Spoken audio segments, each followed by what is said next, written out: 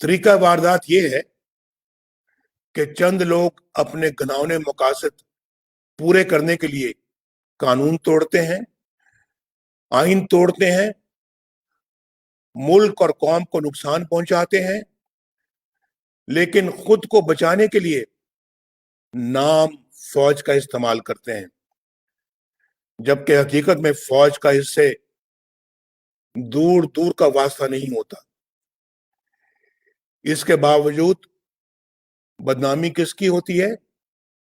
ادارے کی ہوتی ہے۔ اس لیے میں نام لے کر ایسے کرداروں کو بے نقاب کرتا ہوں تاکہ ان کی سیاہ کاریوں کا دھبا میرے ملک کے اداروں پر نہ لگے، میری فوج کی وردی پر نہ لگے۔ ہماری تاریخ کے بہت سے المیوں میں چند کردار ہی تھے جو اپنے مقاصد اور ذاتی مفاد کے لیے فوج کی بدنامی کا باعث بنے۔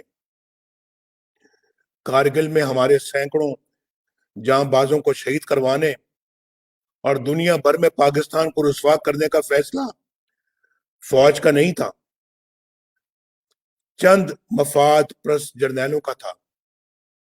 ان لوگوں نے صرف فوج کے داری کو نہیں بلکہ ملک و قوم کو ایک ایسی جگہ جنگ میں جھونک دیا کوئی فائدہ حاصل ہو ہی نہیں سکتا تھا۔ وہ لمحہ میرے لیے انتہائی تکلیف دہ تھا جب مجھے یہ پتا چلا کہ ہمارے بہادر سپاہی یہ دہائی دیتے رہے کہ ان دور افتادہ چوٹیوں پر خوراک نہیں لیکن اسلحہ تو بھجوائیں۔ وہ فوجی جنہیں اس جنگ کے پیچھے اصل عزائم کا پتہ ہی نہیں تھا، جنہیں ملک و قوم کی سربلندی کے نام پر محاذ پر بھیجا گیا تھا، جانوں کے نذرانے دیتے رہے، لیکن ملک و قوم کو کیا حاصل ہوا؟ کارگل آپریشن کے پیچھے وہی کردار تھے جنہوں نے اپنے ان گھناؤنے جرائم پر پردہ ڈالنے اور سزاؤں سے بچنے کے لیے 12 اکتوبر 1999 کو بغاوت کی اور مارشل لاء نافذ کیا۔ یہ پرویز مشرف اور اس کے چند ساتھی تھے جنہوں نے فوج کے ادارے کو اپنے مذموم مقاصد کے لیے استعمال کیا بلکہ بدنام کیا۔ ہاں، میں ان لوگوں کو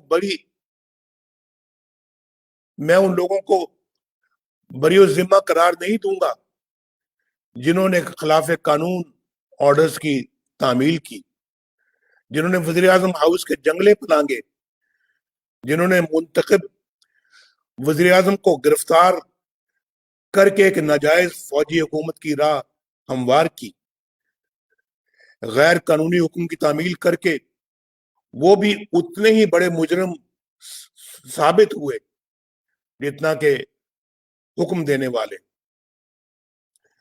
میرے بھائیوں اور بہنوں، انہی لوگوں نے محب وطن اکبر بگٹی کو شہید کیا۔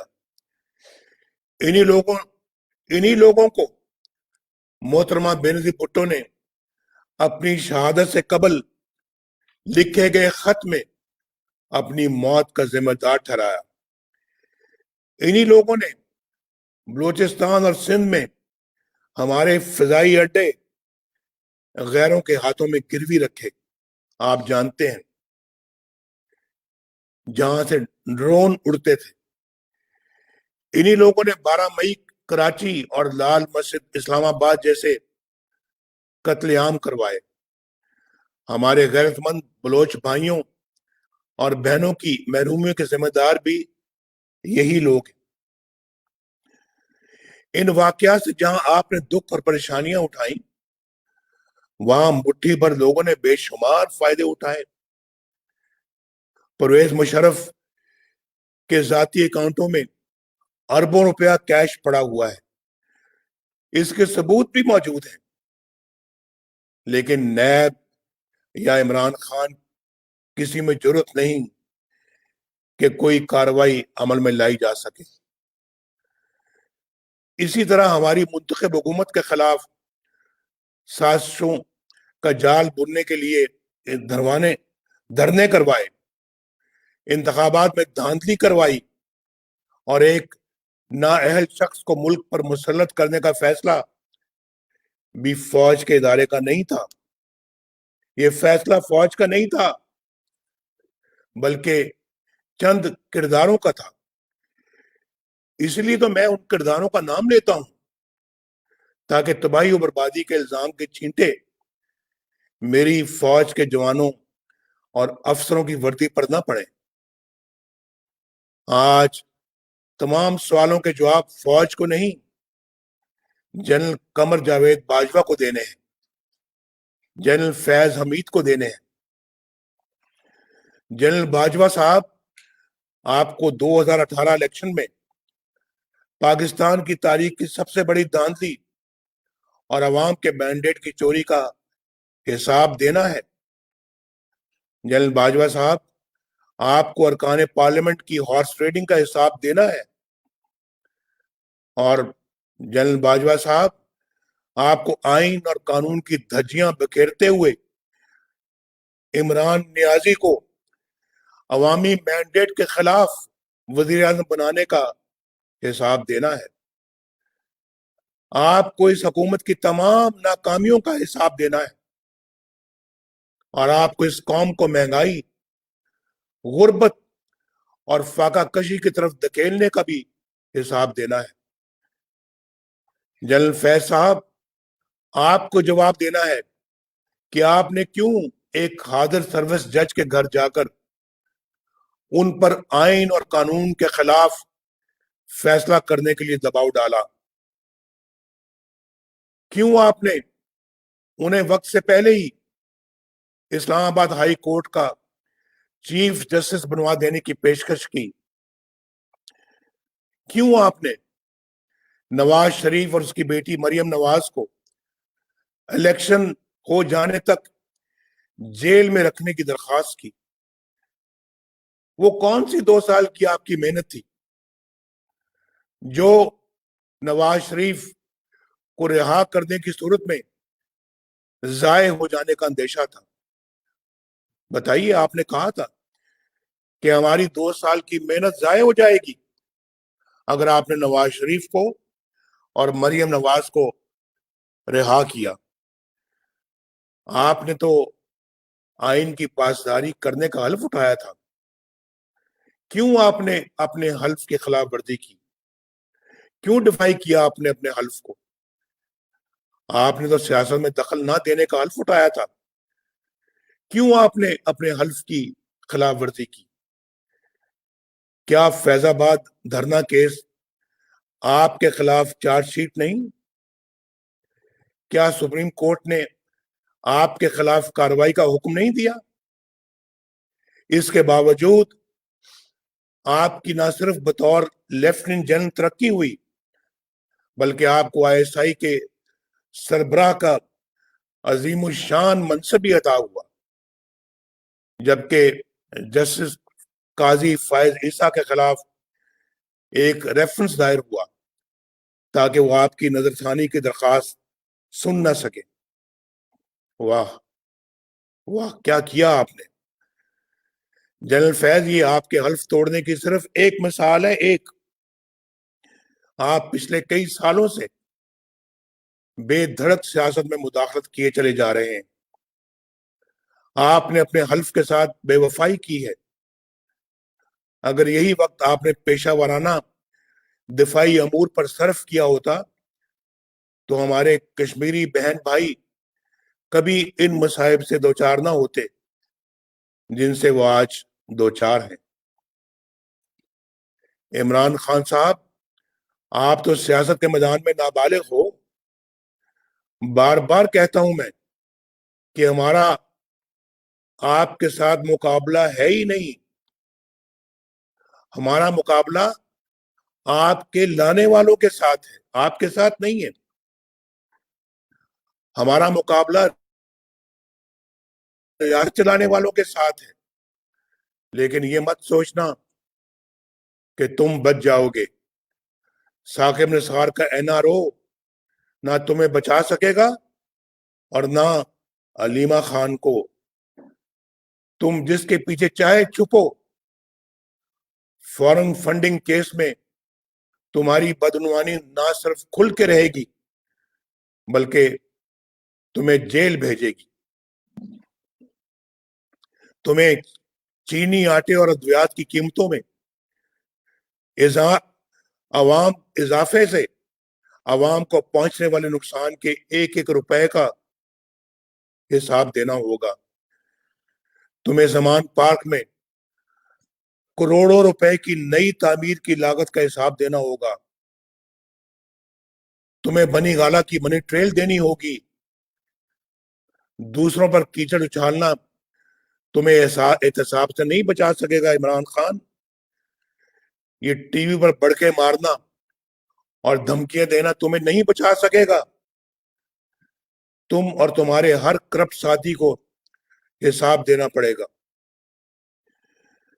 बलूचिस्तान के बहनों और भाइयों, मैं आज 3 पैगाम देना चाहूंगा। पहला, फौज के जवानों और अफसरों के नाम,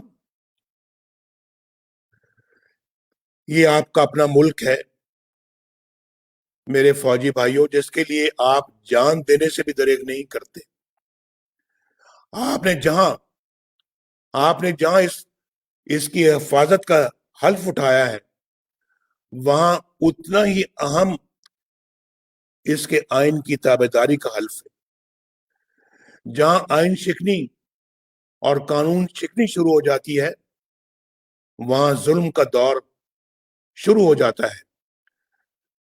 जब आप किसी फर्द वाहिद या मफाद प्रस्त टोले के लिए आइन तोड़ने के मुर्तकिब होते हैं, वहां आप खुद अपनी कौम को, अपने मुल्क और अपने लोगों को आइन शिकनों के रहमो करम पर छोड़ रहे होते हैं।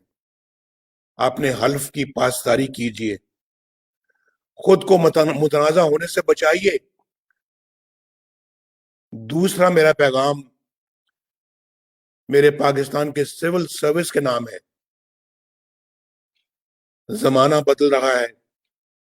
किसी के लिए कानून या आइन तोड़कर बच निकलना मुश्किल से मुश्किल तर होता चला जा रहा है।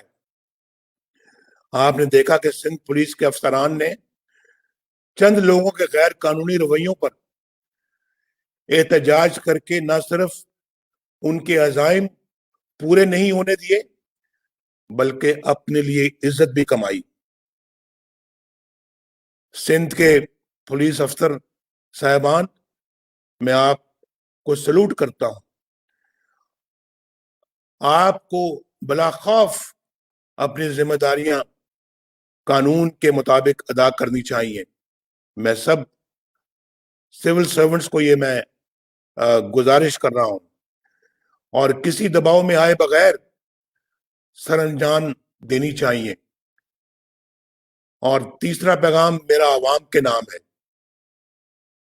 मेरे पाकिस्तान के बहनों और भाइयों, पाकिस्तानी फौज आपकी अपनी फौज है।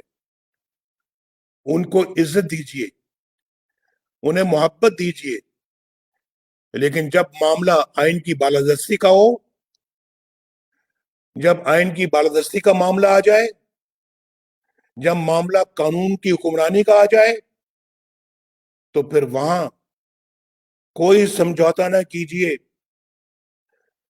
कोई फौज अपने लोगों के खिलाफ नहीं लड़ सकती। पुरअमन एहतजाज आपका आईनी हक है,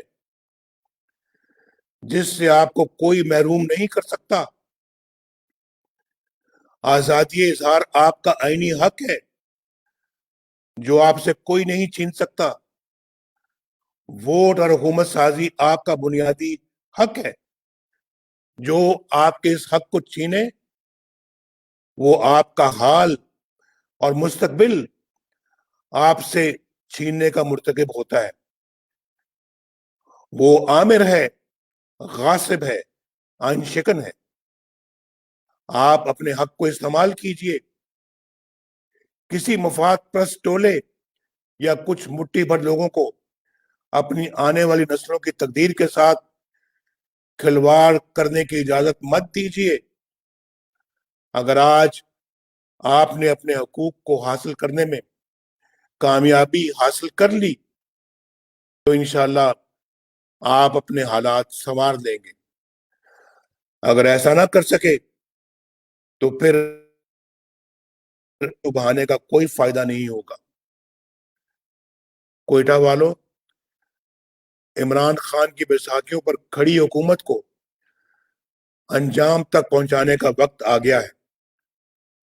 वक्त आ गया है कि हम उन तमाम लोगों से जवाब तलब करें जिन्होंने आइन और कानून के साथ खिलवाड़ करके आपको इन हालात से दो चार किया है। कोयटा वालों, सोच कर बताओ, क्योंकि पूरा मुल्क आपकी आवाज सुन रहा है। क्या तुम इस जदोजहद में नवाज शरीफ का साथ दोगे? क्या तुम इस जदोजहद में पीडीएम का साथ दोगे? क्या इस जदोजहद में हम सब का साथ दोगे? पाकिस्तान जिंदाबाद।